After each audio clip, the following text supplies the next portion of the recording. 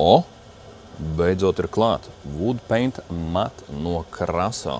Tā ir matēta krāsa koka virsmā mārdarbos.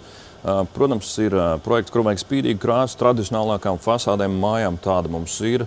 Kraso Wood Paint, tirgojam jau gadiem, nekāda problēma, visi laimīgi. Bet top arhitekti, būvnieki mums jau ilgu laiku vaicā pēc matētas krāsas. Tad te nu ir beidzot Latvijā ražot ar lepnumu, Zviedrijas skarbajos apstākļos notestēta, saucam par lazūru krāsu, jo koka dabiskais raksts paliek redzams zem matētās virsmas. Ja būs pareizi sagatavot virsma un pareizi tehnoloģiju izmantot uzklāšanā, līdz 15 gadiem izturēs.